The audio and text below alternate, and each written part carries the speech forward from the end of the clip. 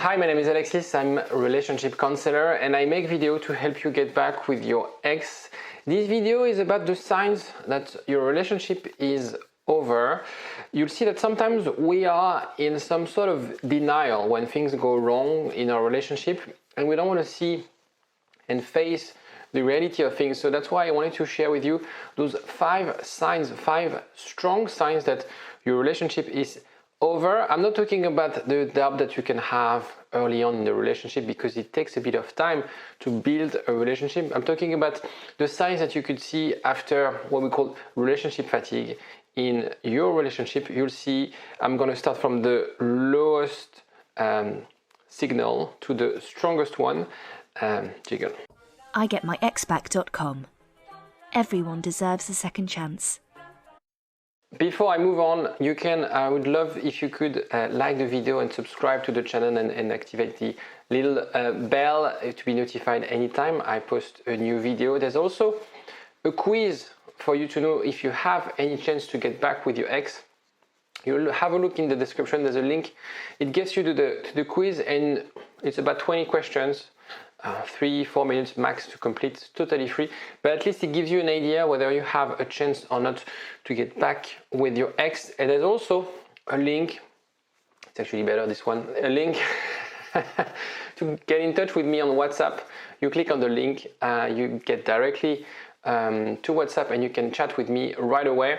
When I say right away, of course I'm not in front of my phone all the time because like I'm making videos or having client calls, but I'm checking my WhatsApp 3 or 4 times a day, so I'll get back to you as soon as I receive as soon as I read your message. So you can ask me as many questions you like and I'll be able to guide you and help you in your situation. So those signs, let's start with the first one. You don't feel like yourself anymore.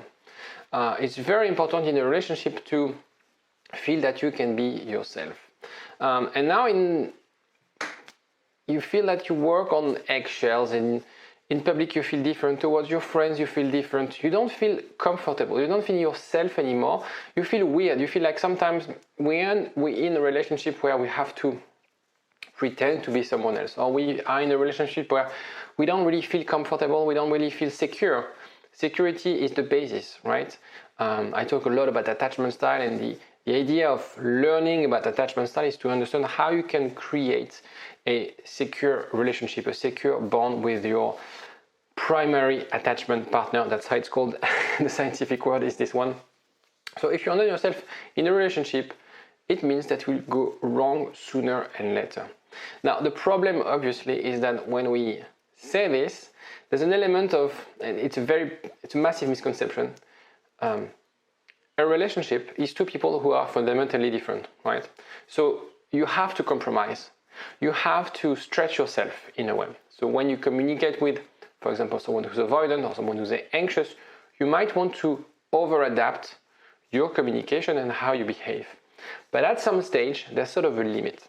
And that's why it's very important, and I have a few clients where they are really struggling to set their boundaries, to understand exactly what they want in a relationship, what they can accept, right? And therefore there's some room for navigation. If what the other expects from you, if the relationship creates a situation where it's so uncomfortable that you can't sustain this, it's going to break as sooner than later. Okay? So of course there's an element of compromise, but you can feel it in your gut, the way you feel. People will tell you, your family will tell you, you're different. If you have those signs, that's not a really good sign for the relationship, because it means it's going to be hard for you to sustain that effort. Okay, it's a little bit like, give you another example. This bottle is more or less heavy, right? I can hold it like this for 30 seconds. It's not great feeling right now. I'm stretching myself, but will I be able to hold that bottle for 2 years like this? No. So it's the same. If you're stretching yourself, if you're putting yourself in an uncomfortable situation, you can hold it for a little bit, maybe a while, you'll feel like, okay, I need to work hard, I need to work hard, I need to work hard. But the problem is not about yourself, it's about the fact that with time, this will become heavier and heavier. It's always already heavy because I'm not super strong. That's another point. I should do a TikTok video on this one. You have trouble communicating. That's a huge one. And of course, this one, you can work on some aspects of that. But when I say trouble communicating, is when you feel like, well, what should I say in the text message? How to talk to him or her about this problem. It's when you feel like you can't really be yourself because you're scared. You're scared because if you say something, they will blame you, they will reject you, they wouldn't welcome you. You know, security is so important. I'm going to talk about security in all this video. People break up because they don't feel safe. People get back together because they feel safe. Feelings are very important, but essentially the basis of the pyramid is the security. Can I be myself with that person? Can I feel secure? Can I say what I mean? Can I express my feelings to that person? If this is not met, there's no way for you to be together, to stay together, or to build something together. So again, you know, the fact that you look at stories and the different behavior on social media, the fact that, you know, usually you were texting each other for a while, frequently, and now, you know, every week, every, you know, month, and you feel it's very different. And all this time invested in these questions are regressing your relationship. So communication, it's not so much about how you communicate, but it's whether you feel comfortable communicating with your ex or with your partner. You ask yourself your questions like, where are we at? Okay? Loving each other is not a given. It's like happiness. It's something that you build, something that you work on almost every day. A healthy relationship is a given. So there's so many elements, but laughter, complicity, plans, caring, communication. If you sort of take a snapshot of your relationship right now and you feel like, what do I get from it? So it's not so much about being selfish, but it's also, you know, I've invested, we've been together for 6 months, for 2 years. Okay, how could I rate this? And very frequently, I'm thinking about whether I could do a slide or an analysis like that. If we were to put a graph, I have an engineering background, that's why I love graphs and bullet points. If we had a graph with laughter, complicity, plans, caring, at the beginning, we'll be super high in terms of laughter, sex, passion, complicity, this kind of stuff. Over time, maybe the laughter and the sex will decrease, which is normal, but then the plans and the caring will grow. So you need to really assess where you are right now. You know, of course, at the beginning of a relationship, that's the honeymoon phase where you have sex 4 times a day, you travel all around the world and stuff like that. Then, you know, when you have kids and you've been together for 10 years, it's different. But it's not worse. It could be actually better because all these things, passionate things that are sort of, that you could link with honeymoon phase are now replaced with caring, communication, having a deep conversation, talking about the education of your kids, growing together, right? So where are we at? If you feel that there's no passion anymore, there's no complicity anymore, but we don't have plans, there's no commitment, I don't know what we're gonna do in 6 months or a year, I don't have any vision, this is really bad. Okay, a strong relationship is also based on the projects you have together, the vision you have together. You have to be able to project yourself with that person in 10, 20 years. And it's the same for your partner or your ex. If they are struggling to, you know, when you ask them, or when their friend will ask them, you know, where do you see yourself in 10 years? And they tell you, yeah, I'd love to be, I don't know, Costa Rica, surfing. And well, you don't like surfing and you don't really like to travel and you like where you are, it means there's something wrong, right?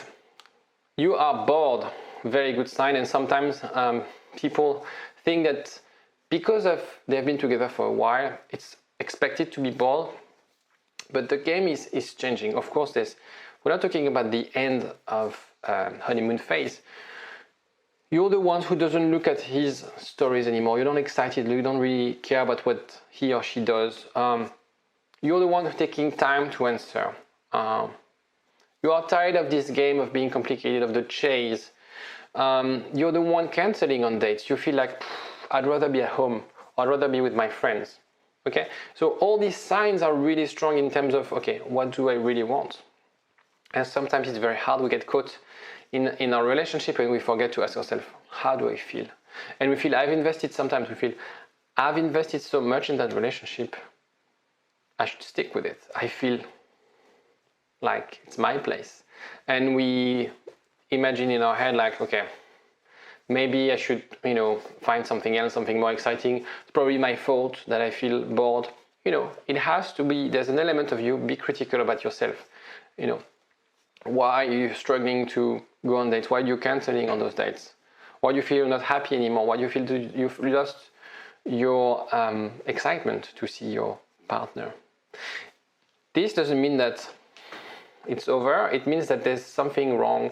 It means that unless this is addressed, it's going to break. Okay? Potentially, you can work on those things. There's so many relationships, so many couples that have helped in the past. I used to do couple counseling. Now I'm mainly coaching people one-to-one.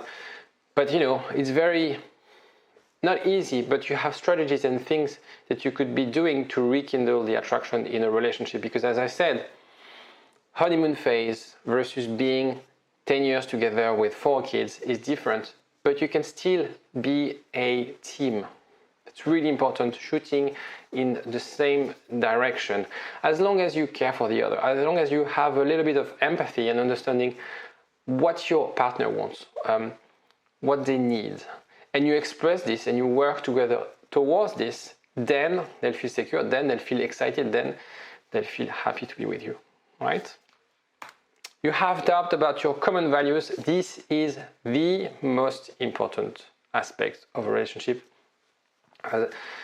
In couple counseling, it's very important. Almost the first session we do is really about what are your values, what are your common values. If you think again as a pyramid, the sex, the excitement, the laughter is really at the top, the fulfillment. The basis is the values. What's your view about money? What's your view about education? What's your view about religion? Do you share the same belief? All these kind of things. What's your view about work? Look at those values, the loyalty, the commitment, your lifestyle. It's very hard to be with someone who has a complete different lifestyle of yours. Could be treated as a value. And when you feel that actually there's so many things where we are fundamentally different, so many values that are different to us, that you need to escape. You need to, play games, video games or music, or spend as much time as possible outside of home. Because you can't really express yourself. You can't really be yourself. That's really bad. That means that you are probably not wasting your time, but you're probably missing an opportunity to live a life that will fulfill you. You're probably missing an opportunity to be with someone who will help you be the person you want to be, do the things you want to do. A partner should be an enabler. It's not someone who will make you happy necessarily. The first person you have to be happy, you have to start from yourself. Your partner will be an enabler of that happiness. If at some stage you feel that your partner, your husband, your wife, is disabling any sort of needs that you have, any sort of things that prevent you from being your true self, this is a sign that you should probably either work on that relationship or walk away if your ex or your partner is not willing to really help you out. And this is why I have a lot of clients where their ex is going through midlife crisis, where they feel like I'm missing something, I'm missing out, because this relationship is preventing me from, traveling, being myself, working, having fun. And so, of course, your responsibility as a partner is how you can reinvent the relationship, how you can reinvent yourself. Because if you have the values, if you share common values, if you're respectful, if you are able to be a good listener, then you can make it work, then you can reinvent the relationship. If your partner is not working as well, and you feel that you're trying really hard to get back with them, you're trying really hard, you're watching videos, you're trying to learn about yourself, about themselves, and it only goes in one direction, it's going to be very hard to fix it. That's why I think couple counseling is very efficient in a way, but there's a bit of limitation because very often it's mainly one who does the work. I think half of the time there's only one who's very eager to work on the relationship and one who's just like there because he's been asked to come for a relationship counseling session. Okay, I hope that was helpful. It's very different than my usual content about getting back with your ex, but I hope it gives you a bit of clarity on what you should be doing, the different aspects of why you should stick with the with a partner, why probably your relationship is bound to fail. If you have any question or anything else, don't hesitate to comment. I'll see you tomorrow. Bye bye. igetmyexback.com. Everyone deserves a second chance.